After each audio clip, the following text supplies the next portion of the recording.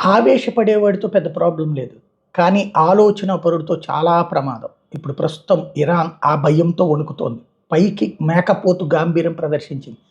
తను ఒక్కసారి దాడి చేస్తే అవతల నుంచి కూడా దాడి జరుగుతుంది. ఆ దాడితో అవతల నుంచి ఒకేసారి 5 వైపుల నుంచి ఎట్లా దాడి చేసిందో అట్లా ఏది మిస్సైల్సు, డ్రోన్సు, బాలిస్టిక్ మిస్సైల్సు ఇన్ని ప్రయోగించేశాను కాబట్టి సక్సెస్ అయ్యాననుకో. సీన్ కట్ చేస్తే అవి మొత్తం విఫలమైంది.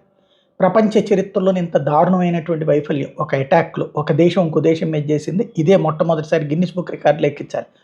400కి పైగా వెపన్స్‌తో దాడి చేస్తే కనీసం 10, 12కి మించి పడలేదు అంటే అంత దారుణమైనటువంటి పరాభవం, పరాజయం.